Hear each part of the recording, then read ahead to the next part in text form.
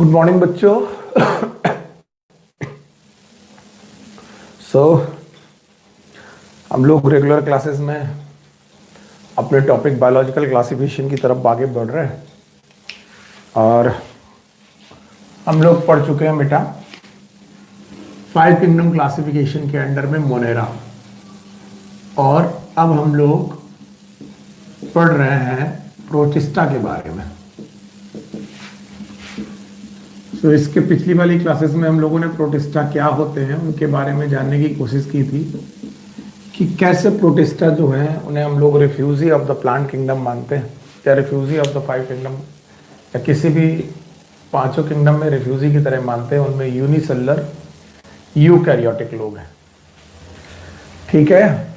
और हमने ये भी देखा था कि प्रोटिस्टा के अंदर 5 कैटेगरी के लोग आते थे और 5 कैटेगरी को एक एक करके डिफाइन कर रहे थे। पहली हमारी जो कैटेगरी थी इनको बोला गया था क्राइसोफाइटा। दूसरी कैटेगरी थी जिनमें हम लोगों ने बोला था डाइनोफ्लैजलेट्स।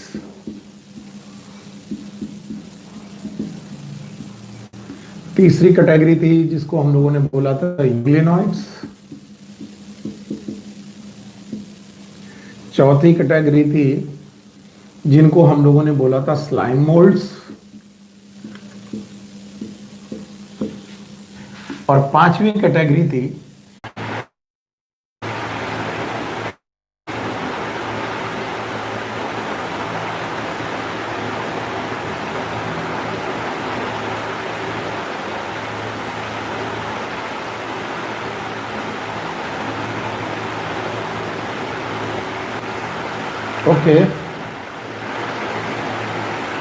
it was a network problem continue, so I'm sorry very much। और ये हो जाता है, ये मेरे कंट्रोल में नहीं है, पहले भी कई बार बोल चुका हूँ, it is not in my control, so I am very much sorry, ठीक है। सो प्रोटिस्टा हम लोगों ने देखा था कि there were 5 group: chrysophyta, dinoflagellate, euglenoid, slime mould and protozoa. So chrysophyta में 2 लोग थे, आप लोगों ने भी इन लोग का नाम पढ़ा हुआ था, it was known as diatoms, और दूसरे ग्रुप थे डेस्मिड्स जिनको हम लोगों ने पढ़ रखा है। डाइनोफ्लैजलेट हम लोगों ने पढ़ रखा है। हम लोगों ने यूग्लिनॉइड पढ़ना चालू किया था और बताया था कि it is a connecting link between plant and animal. Connecting link between plant and animal जो आज हमें और आगे पढ़ाना है और पढ़ेंगे हम लोग। इसके बाद हम लोगों ने स्लाइम मोल्ड पढ़ा था, it is fungi like protista, ये एक फंजाई लाइक प्रोटिस्टा है। And protozoa it is animal like protista.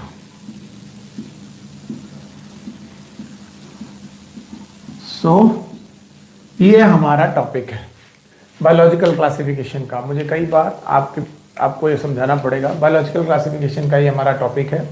और इस टॉपिक में हमने 5 ग्रुप देखे हैं। नंबर 1 प्रोटिस्टा में हमने देखा है chrysophyta, dinoflagellate, euglenoid, slime mould, protozoa. Chrysophyta के 2 मेंबर डायटम, डेस्मिड्स जो हम लोगों ने कल पढ़ रखे हैं। डाइनोफ्लैजलेट हम लोगों ने कल पढ़ रखा है। यूग्लिनॉइड एक ग्रुप है जो हम लोग पढ़ेंगे आज और डिटेल में, ये कनेक्टिंग लिंक है between plant and animal. Slime mould fungi like protista है, इनको भी डिटेल में पढ़ेंगे। और प्रोटोजोआ एनिमल लाइक प्रोटिस्टा है, इनको भी हम लोग डिटेल में पढ़ने जा रहे हैं। अगर हम लोगों को ये सब चीज़ें डिटेल में पढ़नी है तो चलिए हम लोग एक एक करके शुरू करते हैं इसे। तो जो चीज़ें हम लोग पढ़ चुके हैं उनको हटाते जाते हैं। चलिए क्राइसोफाइटा और डाइनोफ्लैजलेट पढ़ चुके हैं पिछली क्लासेस में, वो हम लोग देख लेंगे। नाउ द यूग्लिनॉइड को हम लोग डिटेल में पढ़ने की कोशिश करते हैं। चलिए, यूग्लिना हमारा नेक्स्ट टॉपिक है और द यूग्लिनॉइड्स याद रखेंगे। यूग्लिनॉइड के बारे में खास बात है, ये भी एक्वेटिक एंड बेटा एक्वेटिक ऑर्गेनिज्म है। इनको भी हम लोग पानी वाले ऑर्गेनिज्म मानते हैं, एक्वेटिक ऑर्गेनिज्म मानते हैं। और इन एक्वेटिक ऑर्गेनिज्म की खास बात यह है कि जहां पर भी ये रहते हैं वो पानी या तो फ्रेश वाटर हो सकता है, most of the time it is fresh water, and some time it is marine. Marine का मतलब है ये समुद्री खारे पानी में भी रह सकते हैं, तो फ्रेश वाटर में भी रह सकते हैं, मरीन वाटर में रह सकते हैं, दोनों तरीके के वाटर में रह सकते हैं। जब आप इनका स्ट्रक्चर देखेंगे जब आप इनका स्ट्रक्चर देखेंगे कि भाई ये कैसे दिखते हैं, तो आपको ये इलोंगेटेड बॉडी के कुछ ऑर्गन की तरह दिखते हैं, लाइक दिस। ऐसी इनकी बॉडी दिखाई पड़ती है, लाइक दिस। ओके, इनके स्ट्रक्चर में दे लैक सेल वॉल, ये सेल वॉल नहीं रखते। सेल वॉल नहीं रखते तो फिर इनकी बॉडी वॉल का नाम क्या है? यस, मैं बताऊंगा।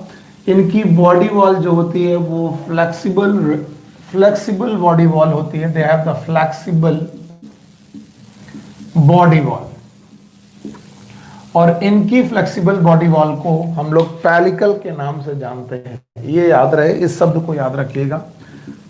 The flexible body wall is known as pellicle, and pellicle is made up of protein. तो पहला पॉइंट ये कि इनकी जो बॉडी वॉल होती है बड़ी फ्लेक्सिबल होती है और वो प्रोटीन की बनी होती है। They have a well form nucleus, इनकी बॉडी में वेल फॉर्म न्यूक्लियस होता है क्योंकि ये यूकैरियोटिक लोग हैं। न्यूक्लियस। अच्छा, इसके पहले हम लोगों ने डायनोफ्लैजेलेट्स पढ़े थे, अगर आप भूले नहीं है तो। डायनोफ्लैजेलेट्स में दो फ्लैजला थे, आपको याद होगा। एक था लॉन्गिट्यूडिनल फ्लैजला और एक था बेटा ट्रांसवर्स फ्लैजला। यस, यूग्लिनोइड के केस में भी ऐसा ही है। दे हैव टू फ्लैजला, एक स्मॉल फ्लैजला और एक लार्ज फ्लैजला। तो they have the two flagella, one is known as large flagella, एक लार्ज फ्लैजला होता है और एक स्मॉल फ्लैजला होता है। Large flagella and small flagella. इसके अलावा दे हैव द साइटोप्लाज्म, क्योंकि ये यूनिसेलुलर है, इनकी बॉडी में साइटोप्लाज्म ही होगा और कुछ तो होगा भी नहीं। दे हैव साइटोप्लाज्म, और साइटोप्लाज्म के अलावा they also have chloroplast body. They have chloroplast, और इस क्लोरोप्लास्ट में याद रखना, इन क्लोरोप्लास्ट में क्लोरोफिल है, और ये क्लोरोफिल जो है वो हाइयर प्लांट जैसी है। अब ये बात एनसीईआरटी ने लिख दी है कि इनके पास हाइयर प्लांट जैसी क्लोरोफिल है। और हाइयर प्लांट में क्लोरोफिल कौन कौन सी होती है वो याद आपको रखनी चाहिए। इनके पास है chlorophyll A and chlorophyll B. They have chlorophyll A and chlorophyll B. जैसे हाइयर प्लांट में क्लोरोफिल ए और क्लोरोफिल बी होता है, वैसे इनके पास भी क्लोरोफिल ए और क्लोरोफिल बी होता है।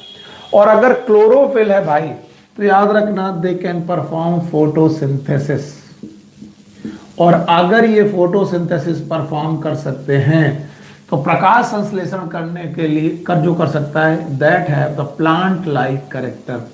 यानी कि इनके पास जो कैरेक्टर है वो प्लांट जैसा कैरेक्टर। कौन सा कैरेक्टर है? कोई पूछे ये प्लांट जैसा कैरेक्टर कैसा है, तो आप बोलोगे कि सर प्लांट जैसा कैरेक्टर इनमें ये है कि ये फोटोसिंथेसिस कर लेते हैं। जैसे हाइयर प्लांट फोटोसिंथेसिस कर लेते हैं, तो ये फोटोसिंथेसिस करते हैं।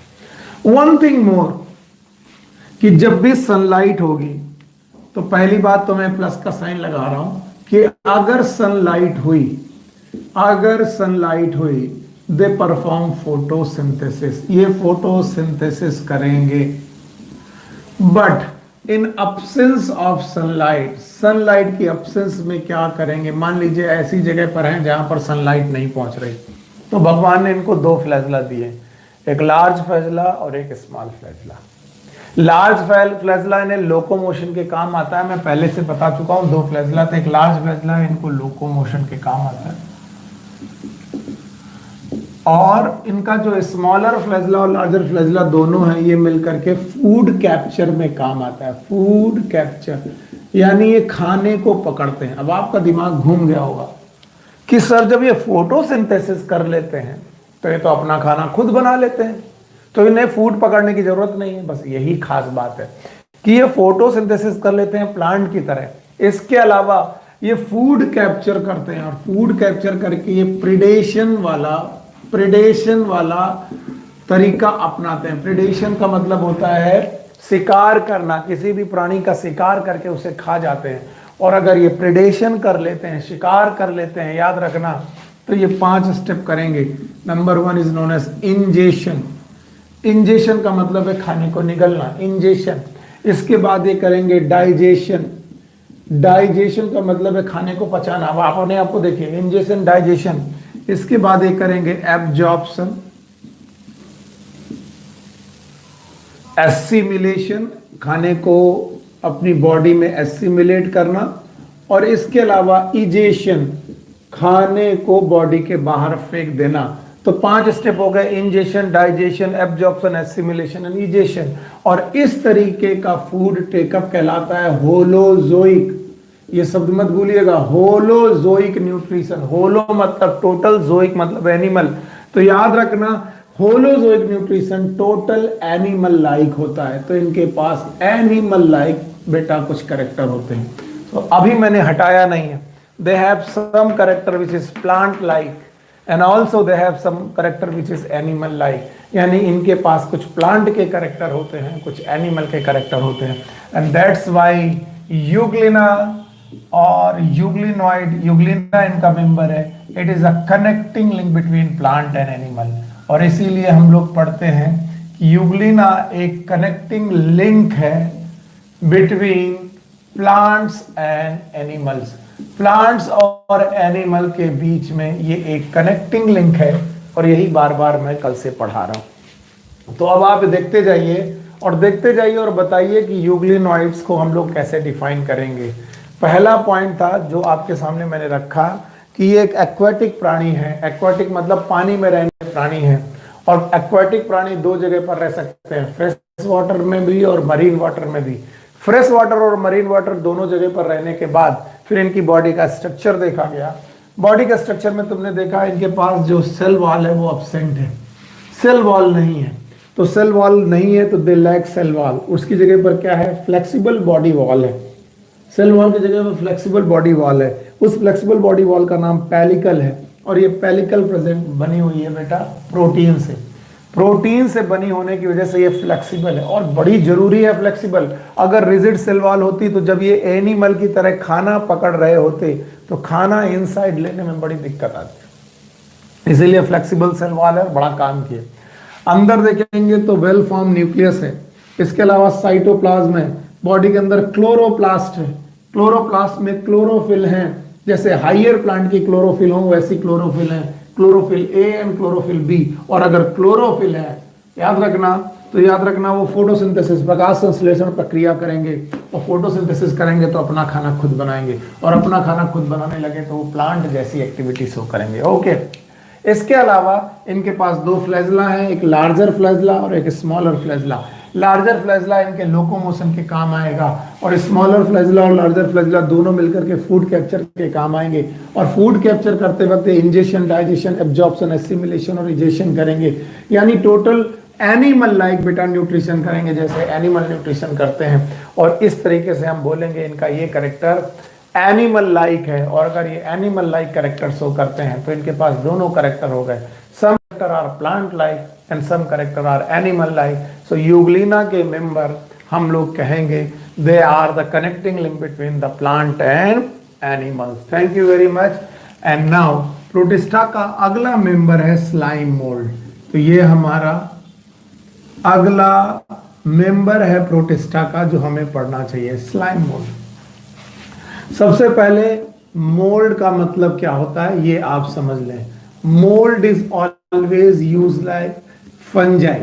मोल्ड हम लोग जनरली फंजाई को बोलते हैं, तो याद रखना हम लोग को बोलना है slime moulds are fungi like Protista. जो स्लाइम मोल्ड है ये फंजाई लाइक प्रोटिस्टा है। ऐसे प्रोटिस्टा के मेंबर हैं जो फंगस की तरह बिहेव करते हैं। अब फंगस की तरह बिहेव करने का मतलब क्या हो गया? फंगस की तरह बिहेव करने का मतलब है they are saprophytic in nature. In nature. अब एक और नई बात कि सर ये सैप्रोफिटिक का मतलब क्या होता है बता दीजिए। सैप्रोफिटिक का मतलब होता है which depends upon dead and decaying material, which depends upon dead and decaying material।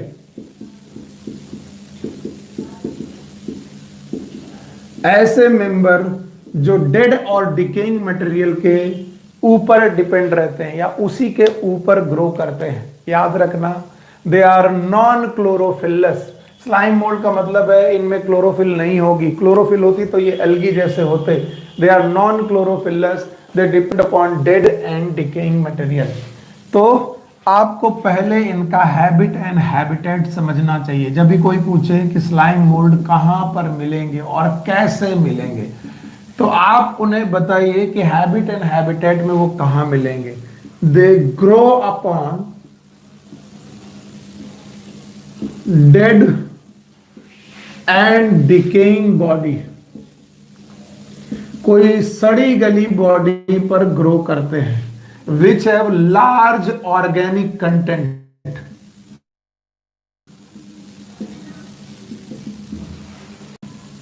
अब यहीं पर बेटा जो है हम लोग को समझ लेना चाहिए, वरना हम लिखते जाएंगे समझेंगे नहीं, मामला बिगड़ जाएगा। कोई पूछे कि ये स्लाइम मोल्ड होगा, वो रहेगा कहां, तो आपको बताना है कि सर ये वहां रहेगा जहां पर सड़ी गली चीजें होंगी, और सड़ी गली चीजें या मरी हुई चीजें होंगी या सड़ गल रही होंगी, ऐसी चीजें होंगी, ऐसी चीजें जहां पर होंगी वहां पर ये रहेगा, और उसमें खूब ऑर्गेनिक कंटेंट होना चाहिए। हम लोग कहीं ना कहीं, हम सब के सब गांव से रिलेटेड है, और अगर हम गांव से रिलेटेड है तो हम देखते हैं लकड़ी के लट्ठे। आप किसी जंगल में जाइए या आप अपने घरों में जाइए, छप्पर अगर किसी के घर में हो तो उसने देखा होगा, इन लकड़ी के लट्ठों में खूब सारा वुडन मटेरियल, वुडन ब्लॉक, इनमें खूब सारा ऑर्गेनिक मटेरियल होता है, खूब सारा ऑर्गेनिक मटेरियल होता है। और तुमने लकड़ी के लट्ठों पर, इन्हीं लकड़ी के लट्ठों पर एक ब्राउन कलर की बॉडी देखी होगी, चपकी हुई, बिल्कुल चपकी हुई, ऐसी चपकी हुई ब्राउन कलर की बॉडी, ऐसी जेल लाइक बॉडी दिखी होगी। कभी ना कभी आपने जरूर देखी होगी, जैसे हम लोगों ने देखे मशरूम, उसी तरीके से मिलती है। मशरूम नहीं है, मशरूम तो बढ़िया ग्रो करता है, ये जेली लाइक बॉडी है। तो they have jelly like body,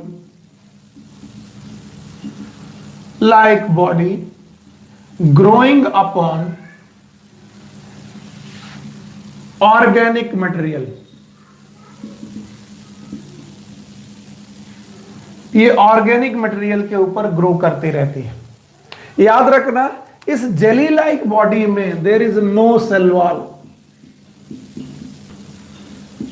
और अगर इसके पास सेल वॉल नहीं है तो ये मूवमेंट में फ्लेक्सिबल है, यानी इसकी शेप फ्लेक्सिबल होगी। तो दे हैव फ्लेक्सिबल शेप, और अगर ये फ्लेक्सिबल शेप रखते हैं तो ये नरिशमेंट लेते जाएंगे, खूब सारा नरिशमेंट लेंगे। कहां से नरिशमेंट लेंगे वो आपको देखने की जरूरत है। नीचे ऑर्गेनिक मटेरियल है, इस लकड़ी के ऑर्गेनिक मटेरियल को ये चट करते जाएंगे, खाते जाएंगे, खाते जाएंगे, खाते जाएंगे। सो ये ऑर्गेनिक मटेरियल को खाते जाएंगे, और ऑर्गेनिक मटेरियल को खा करके अपनी बॉडी का साइज बढ़ाते जाएंगे। कौन सी बॉडी का size? That body is known as jelly like body. अब आप इस जेली लाइक बॉडी को ध्यान से देखने की कोशिश करें। जब आप इस जेली लाइक बॉडी को ध्यान से देखेंगे तो आपको देखा पड़ेगा कि this jelly like body is growing body, growing body है, ये कॉन्टिन्यूअस ग्रो करती जा रही है। तो आप कहेंगे सर कैसे ग्रो करती जा रही है? नीचे से नरिशमेंट मिलता जा रहा है। अब नीचे कौन? जिसके ऊपर ये ग्रो कर रहे हैं, और ये किसके ऊपर ग्रो कर रहे हैं? किसी ऑर्गेनिक मटेरियल के ऊपर ग्रो कर रहे हैं। मान लो लकड़ी के लट्ठे के ऊपर ग्रो कर रहे हैं, तो लकड़ी के लट्ठे से ऑर्गेनिक मटेरियल ले करके अपनी बॉडी को ग्रो करते जाते हैं, और इनकी ये ग्रोइंग बॉडी कहलाती है प्लाज्मोडियम। ये शब्द याद रखिएगा, प्लाज्मोडियम। और इस प्लाज्मोडियम को हम लोग वेजिटेटिव बॉडी कहते हैं। वेजिटेटिव बॉडी, वो बॉडी जो केवल वेजिटेटिव फंक्शन करती है, रिप्रोडक्शन नहीं करती।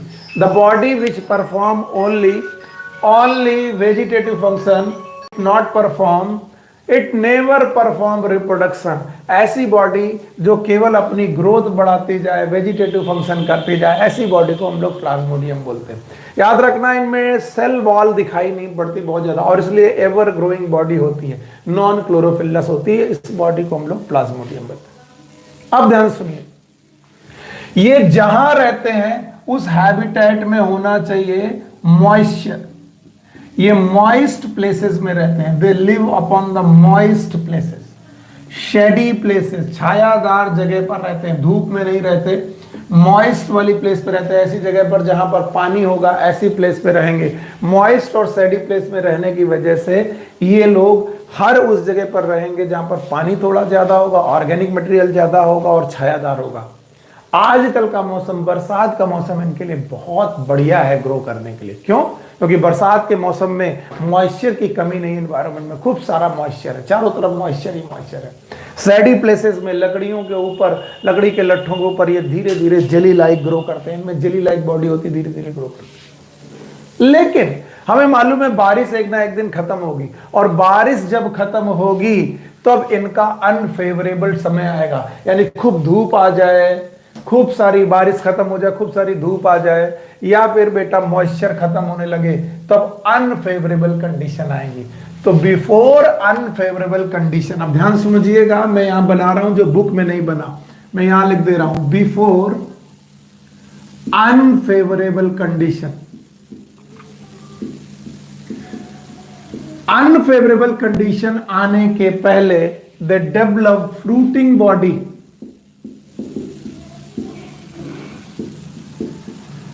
फ्रूटिंग बॉडी, ये अपनी प्लाज्मोडियम में फ्रूटिंग बॉडी डेवलप करते हैं, and the fruiting body is like this. और एडवर्स कंडीशन में जब ये फ्रूटिंग बॉडी डेवलप करते हैं तो इन फ्रूटिंग बॉडीज पर निकलते हैं स्पोर्स। क्या निकलते हैं? स्पोर्स। इन फ्रूटिंग बॉडी से बनते हैं स्पोर्स। ओके, और इन फ्रूटिंग बॉडी से जब स्पोर्स निकलते हैं, the spores having the true cell wall, मैं पहले से बता दूं, these spores have true cell wall.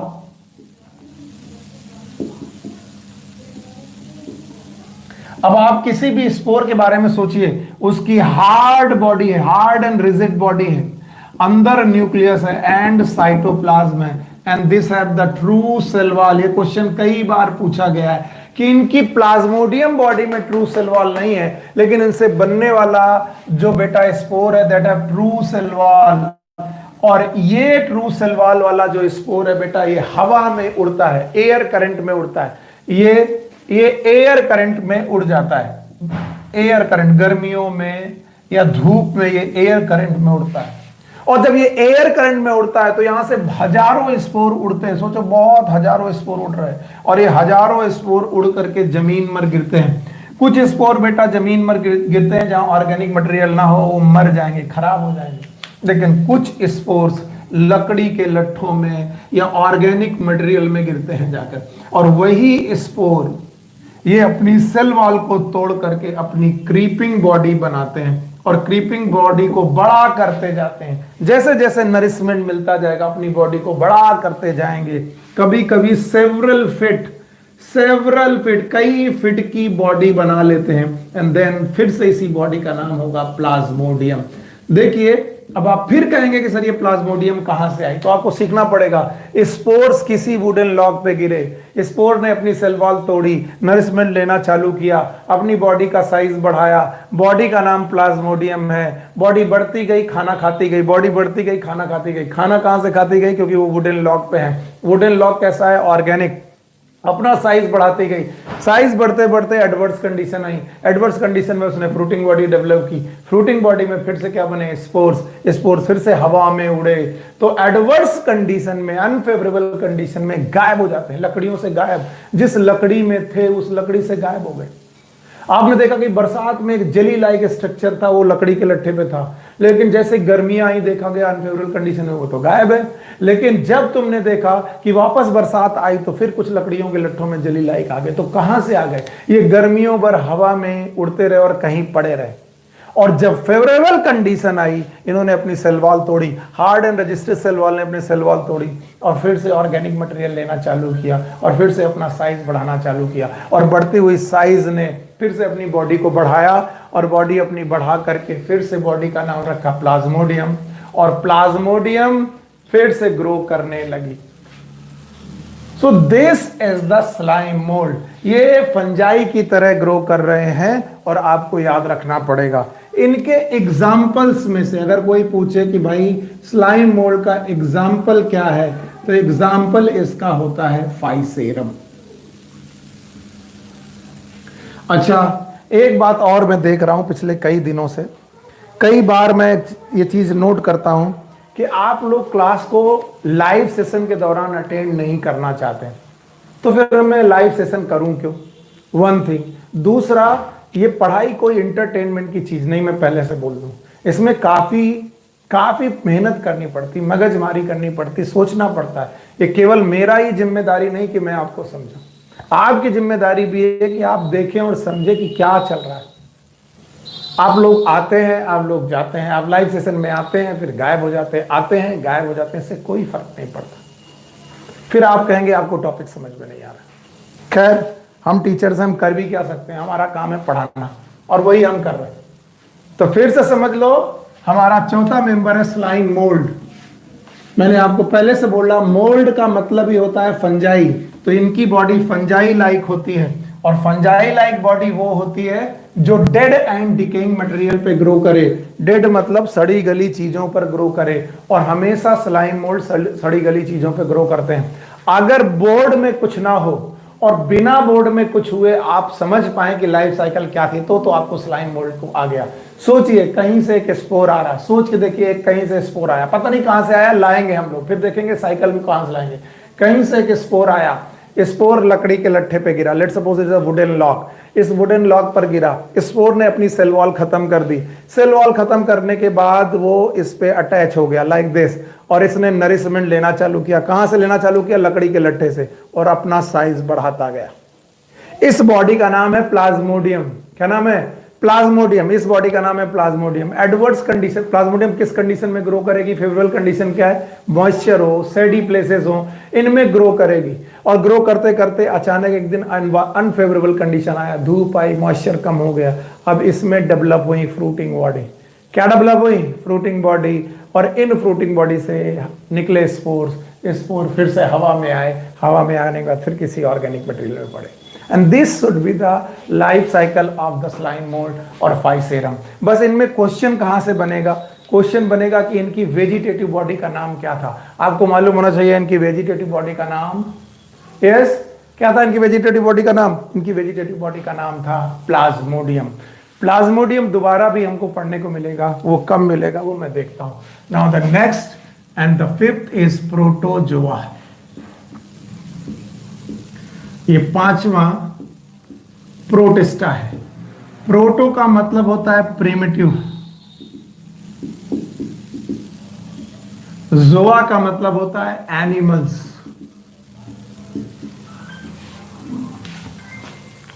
And the protozoa are animal like protista. Animal like protista.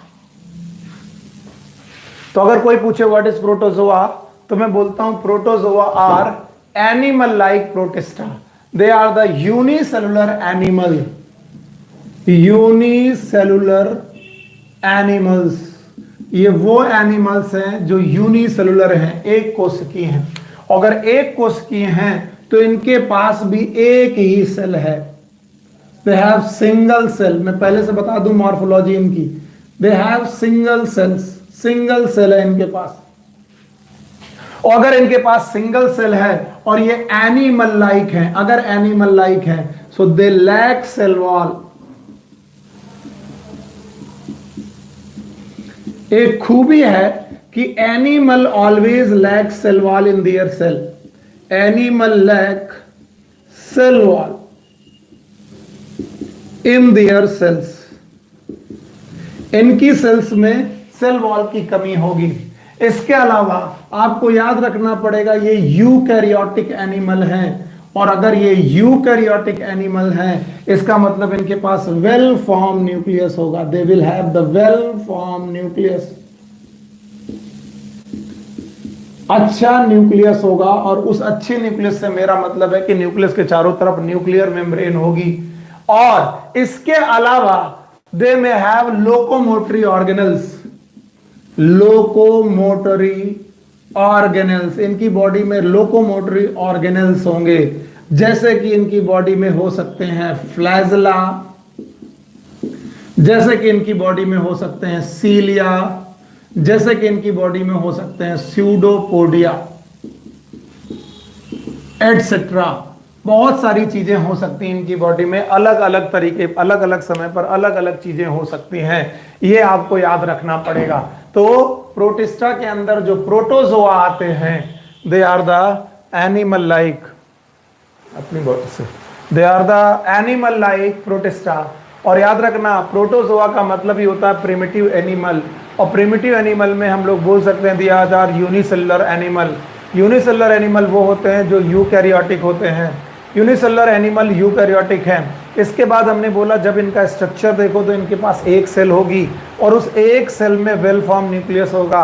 अगर बेटा मैं एनिमल लाइक बोल रहा हूं तो इनके पास सेल वॉल नहीं होगी, लेकिन इनकी बॉडी में मूव करने के लिए, लोकोमोशन करने के लिए डिफरेंट डिफरेंट सेल ऑर्गेनल होंगे, जैसे कि फ्लैजला हो सकता है, सीलिया हो सकता है और स्यूडोपोडिया हो सकता है।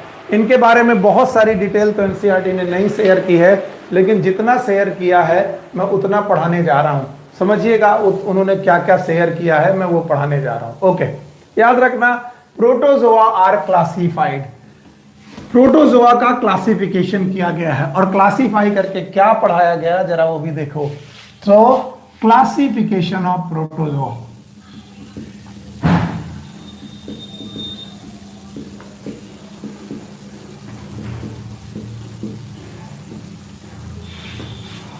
क्लासिफिकेशन ऑफ प्रोटोजोआ में आप देखेंगे कि प्रोटोजोआ का क्लासिफिकेशन किस तरीके से किया गया है और किन किन बातों पे किया गया है।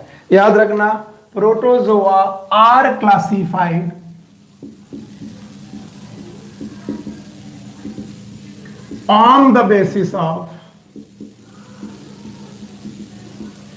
on the basis of life cycle and locomotory organelle।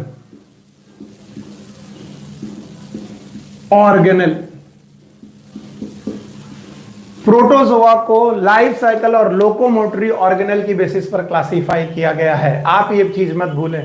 और इनके मुख्य 4 क्लासेस हैं। पहला क्लासेस है amoeboid, amoeboid protozoa, also known as sarcodina. याद रखना, ये याद रखना क्योंकि क्वेश्चन पूछा जाएगा। They are also known as sarcodina. दूसरे तरीके के हैं these are known as ciliata. तीसरे तरीके के जो हैं इन्हें बोलेंगे फ्लैजेलेटा। और चौथे तरीके के प्रोटोजोआ हैं जिन्हें हम लोग बोलते हैं स्पोरोजोआ। अब याद रखना अमीबॉइड के पास जो लोकोमोटरी ऑर्गन है, इनके पास जो मूव करने के लिए ऑर्गन है वो है स्यूडोपोडिया।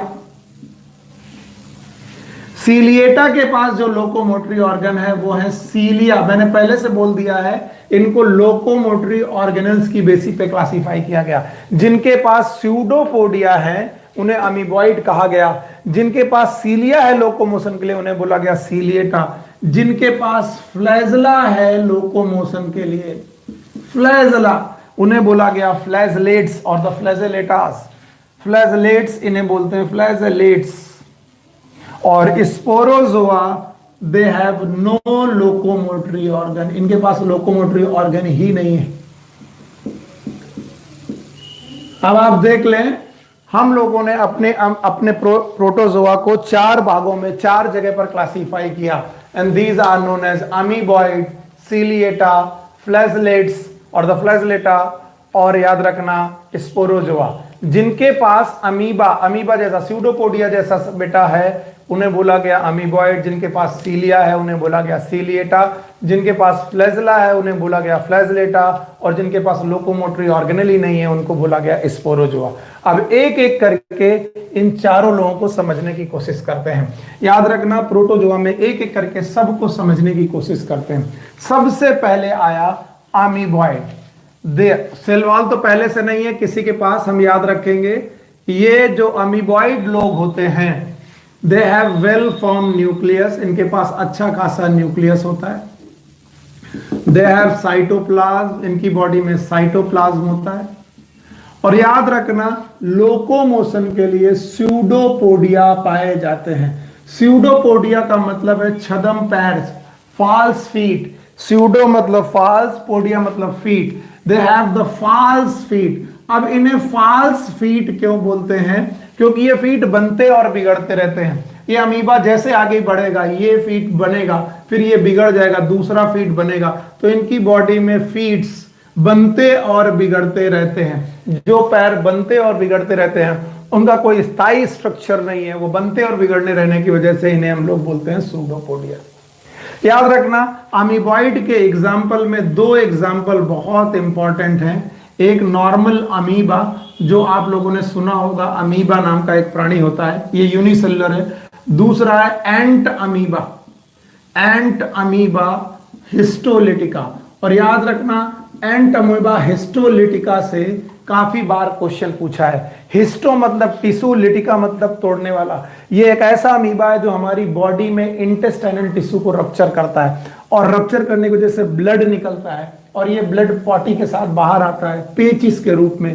तो इसी वजह से हम लोग इसे बोलते हैं कि ये डिसेंट्री करता है। डिसेंट्री मतलब ये पेचिस करता है। एक बीमारी है जिसमें पॉटी के साथ ब्लड और म्यूकस बाहर आता है। तो एंट अमीबा हिस्टोलिटिका एक ऐसा अमीबा है जो हमें पेचिस करता है। ये अमीबॉइड लोगों का ग्रुप है, यानी इनका नाम है सार्कोडिना, और अमीबॉइड लोगों का ग्रुप है। तो पहला ग्रुप हो गया प्रोटोजोआ, प्रोटोजोआ का अमीबॉइड, जिनके पास सूडोपोडिया पाए जाते हैं। Okay, now the second group is known as सीलिएटा।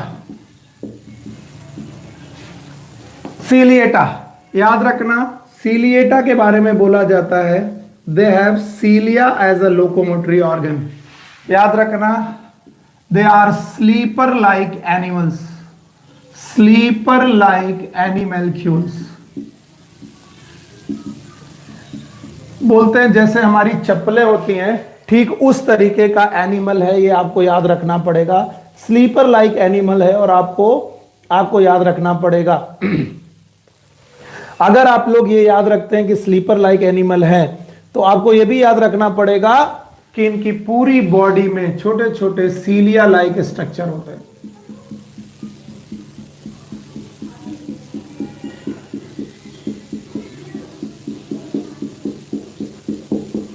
They have cilia like or the cilia as a locomotory organ.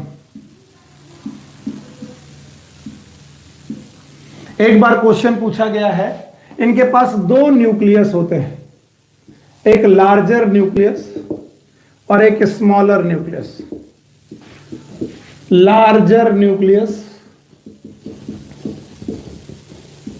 और दूसरा है स्मॉलर न्यूक्लियस। आप लोग के मन में होगा कि ये लार्जर और न्यूक्लियस और स्मॉलर न्यूक्लियस किस लिए होते हैं। एक न्यूक्लियस इनमें मेटाबॉलिज्म के लिए होता है और दूसरा न्यूक्लियस इनमें रिप्रोडक्शन के लिए होता है, जो आप लोग अभी नहीं भूलेंगे। याद रखना, ये कभी मत भूलिएगा कि इनके पास दो न्यूक्लियस होते हैं, और ये पूछा जा चुका है। याद रखना हजारों सीलिया होते हैं, याद रखना, और इस तरीके से ये मूव करते हैं। इनके पास एक परमानेंट ओपनिंग होती, माउथ लाइक ओपनिंग होती। ये परमानेंट ओपनिंग होती है जो इनकी बॉडी में पाई जाती है, and it lead into gullet. Gullet का मतलब है इनके अंदर एक बॉडी का स्ट्रक्चर होता है जिससे पानी अंदर आता रहता है, और पानी अंदर आता रहता है जिससे पकड़ करके ये खाना खाते रहते हैं। इनका एग्जाम्पल अगर कभी कोई पूछे तो आप बताइएगा पैरामीशियम। इतना अगर आप एग्जाम्पल बता दोगे तो it is more than sufficient, जो आपको मालूम होना चाहिए और जो एनसीईआरटी में दिया गया है। ये स्लीपर की तरह एक एनिमल है, इसकी बॉडी में हजारों सीलिया होते हैं। इन हजारों सीलिया से लोकोमोशन होता है, और जैसे कि नाव चलती है और बहुत सारे लोग एक साथ चप्पू चलाते हैं, ठीक उसी तरीके से सीलिया यहाँ पर कंट्रोल और कोऑर्डिनेशन के साथ आगे बढ़ती हैं और पैरामीशियम मूव करता है। दो न्यूक्लियस होते हैं, लार्जर एंड स्मॉलर न्यूक्लियस। एक परमानेंट माउथ लाइक ओपनिंग होती है, इसके अलावा बॉडी में प्रेजेंट होता है साइटोप्लाज्म, और इनका एग्जाम्पल है बेटा पैरामीशियम। अगर आप इतना पढ़ चुके हैं तो आप दो चीजें पढ़ चुके प्रोटोजोआ में, एक पढ़ चुके बेटा अमीबॉइड, दूसरा पढ़ चुके हम लोग सीलिएटा। तीसरे तरीके के मेंबर हैं जिन्हें हम लोग बोलते हैं फ्लैजेलेटा।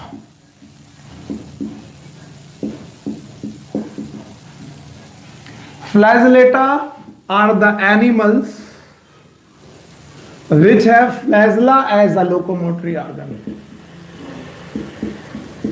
फ्लैजला, कई बार बच्चे पूछे सर फ्लैजला तो बैक्टीरिया के पास भी होता है, फ्लैजला तो सर यूग्लिना के पास भी होता है, फ्लैजला तो डाइनोफ्लैजलेट्स के पास भी होता है। अब जरा तीनों को याद करिए, बैक्टीरिया, यूग्लिना और इसके अलावा अभी मैंने आपको बताया फ्लैजला, फ्लैजलेट, उन सबके पास सेल वॉल है। यहां पर जो फ्लैजला है यहां पर केवल सेल मेम्ब्रेन है, there is no cell wall. और यहां सेल वॉल क्यों नहीं है? क्योंकि ये एनिमल लाइक है। तो यहां पर फ्लैजला जो है बेटा वो सेल मेम्ब्रेन की आउटग्रोथ हो सकती है, नीचे इनमें बेसल बॉडी पाई जाती है। याद रखना, बहुत ज्यादा आपकी बॉडी आपकी एनसीईआरटी में दिया नहीं गया है। इसके अलावा इनमें साइटोप्लाज्म पाया जाता है, न्यूक्लियस। अब याद रखना फ्लैजेलेट्स बेटा प्लूरोफॉर्मिक होते हैं, प्लूरोफॉर्म में पाए जाते हैं। ये क्वेश्चन आपकी एनसीईआरटी में नहीं है, लेकिन याद रखना हमेशा प्लूरोफॉर्म का मतलब होता है जो अपना रूप बदलते रहते हैं। यानी फ्लैजेलेटा के मेंबर ऐसे होते हैं कि कभी कभी फ्लैजेला रखते हैं, कभी कभी गोल हो जाते हैं विदाउट फ्लैजेला और स्मॉल फ्लैजेला। यानी ये दोनों एक ही बॉडी हैं, लेकिन इन्होंने अपना रूप बदल लिया। जो अपना रूप बदल ले that is known as pleuroform, which may be present in many shapes, जो कई आकारों में पाया जाए उन्हें हम लोग प्लूरोफॉर्म बोलते हैं। इनके एग्जाम्पल में सबसे बड़ा एग्जाम्पल है ट्रिपैनोसोमा, जो आप लोग नहीं बोलोगे, ट्रिपैनोसोमा। और इस ट्रिपैनोसोमा से एक बीमारी होती है, ये क्वेश्चन कई बार पूछा गया है, and it is known as sleeping sickness. Trypanosoma नाम के प्रोटोजोआ से हमारी बॉडी में ये एक बीमारी होती है जिसे बोलते हैं स्लीपिंग सिकनेस। अफ्रीका के लोगों में ये बहुत ज्यादा बीमारी होती है, अफ्रीकन्स लोगों में, क्योंकि अफ्रीकन्स लोगों में ये जो ट्रिपैनोसोमा है ये एक फ्लाई के, एक बेटा इंसेक्ट के काटने की वजह से होता है, और उसी वजह से हम लोग इसे बोलते हैं स्लीपिंग सिकनेस। ओके, तो ये हो गया फ्लैजेलेटा, जिनकी बॉडी में flagella as a moving organ है। एंड नाउ लास्ट आखिरी चीज है जो हम लोग को प्रोटिस्टा के, यानी कि प्रोटिस्टा के प्रोटोजोआ में पढ़नी है, and the last thing is known as sporozoa. Sporozoa, they are the animals, unicellular animals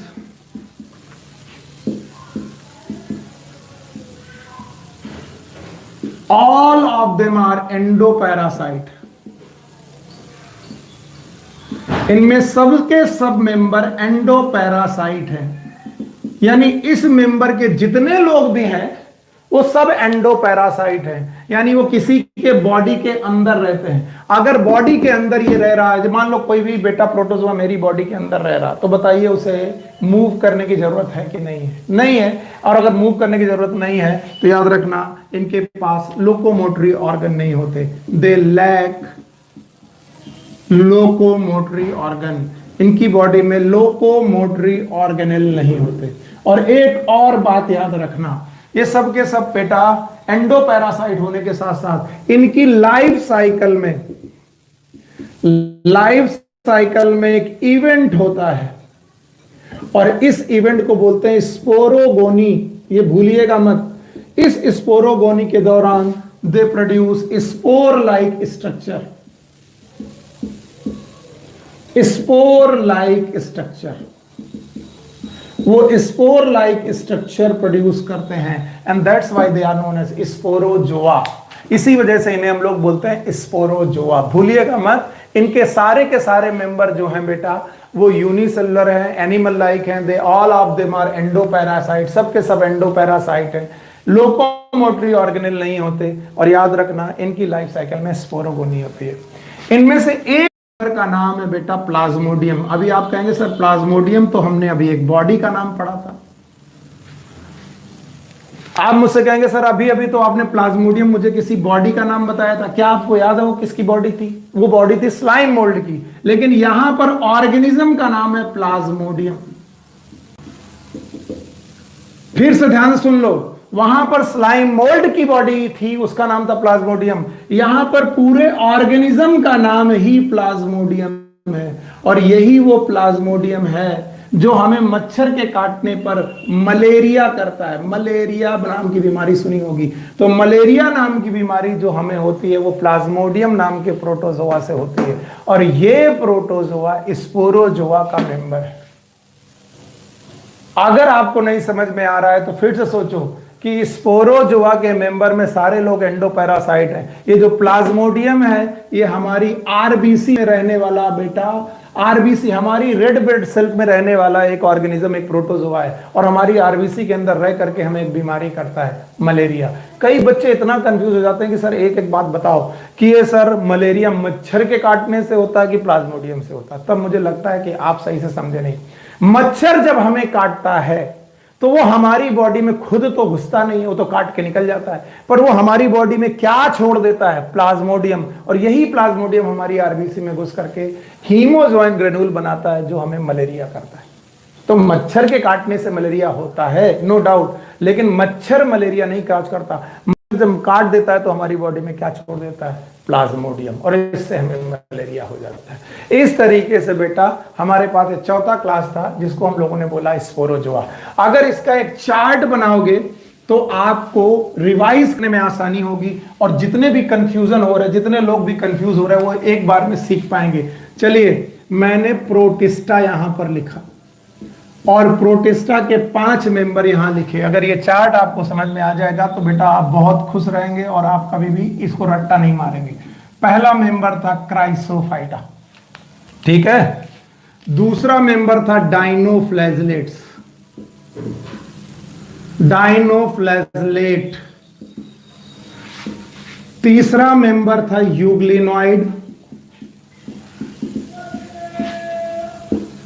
चौथा मेंबर था स्लाइम मोल्ड, और 5वां मेंबर था प्रोटोजोआ। एक बार वीडियो चेक कर ले तो बताइए प्रोटिस्टा के कितने member? 5। Number 1 is known as chrysophyta, number 2 is dinoflagellate, number 3 is euglenoid, number 4 is slime mould, number 5 is protozoa. अब क्राइसोफाइटा के 2 लोग आपको याद होगा, 1 इज नोन एज डायटम्स, दूसरा नाम था डेस्मिट्स, और इन्हीं को हम लोग बोल रहे थे गोल्डन एल्गी। अगर थोड़ा बहुत भी आपको याद हो, गोल्डन एल्गी और गोल्डन ब्राउन एल्गी आपको याद होगा, यस। इसके बाद आए थे डाइनोफ्लैजलेट्स। डाइनोफ्लैजलेट में बहुत सारे एग्जाम्पल थे, और एक एग्जाम्पल था ग्वानालॉक्स। इसी को हम लोगों ने नाम दिया था रेड टाइड। यूग्लिनॉइड के बारे में बोला गया था प्लांट और एनिमल के बीच का कनेक्टिंग लिंक। इसका एग्जाम्पल हम लोगों ने पढ़ा था यूग्लिना, थैंक यू। और इसके बाद स्लाइम मोल्ड आया था, और slime mould fungus like example, इनका एग्जाम्पल था फाइसेरम। अब आते हैं प्रोटोजोआ। प्रोटोजोआ 4 प्रकार के, अमीबॉइड, सीलिएटा, फ्लैजलेटा और स्पोरोजोआ। अब 2 प्लाज्मोडियम आते हैं, एक स्लाइम मोल्ड की वेजिटेटिव बॉडी का नाम भी प्लाज्मोडियम है, वो आप भूलेंगे नहीं। The vegetative body of slime mould, body of slime mould, इसको भी हम लोग प्लाज्मोडियम बोलते हैं। इसके अलावा भी प्लाज्मोडियम एक बार और आएगा, मैं वीडियो चेक कर लेता हूं, यस। इसके बाद अमीबॉइड का एग्जाम्पल है अमीबा, सीलिएटा का एग्जाम्पल है पैरामीशियम, फ्लैजलेटा का एग्जाम्पल है ट्रिपैनोसोमा, और स्पोरोजोआ का एग्जाम्पल अगेन है प्लाज्मोडियम। और देखिए आमने सामने दोनों प्लाज्मोडियम हो गई। फाइसेरम स्लाइम मोल्ड की बॉडी का नाम प्लाज्मोडियम और स्पोरोजोआ का एक मेंबर है जिसका नाम है प्लाज्मोडियम। और इस तरीके से पूरा प्रोटिस्टा आपके सामने क्लासीफाई है। और अगर आप इसका चार्ट बना के लर्न करेंगे तो आप कभी रट्टा नहीं मारेंगे और आपके लिए हमेशा फायदे की चीज होगी।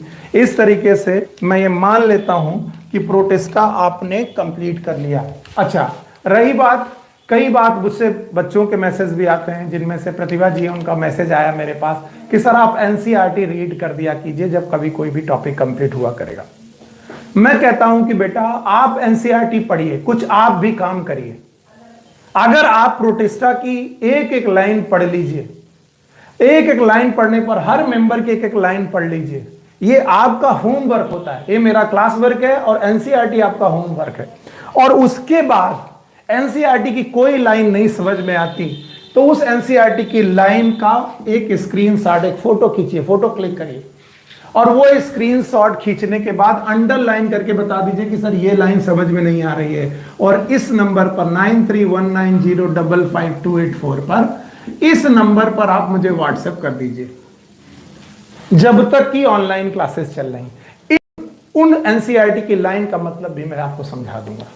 अगर मैं ही सब कुछ यहां करता रहूंगा इट विल टेक टाइम और आपको कोर्स कंप्लीट भी करना है, तो कुछ काम मेरा और कुछ काम आपका भी, कुछ क्लास वर्क कुछ होमवर्क। तो आप अपनी तरफ से एनसीईआरटी पढ़ते रहिए, हर एक लाइन को अंडरलाइन करते रहिए। जो नहीं समझ में आता आप मुझे बताइए इस नंबर पे।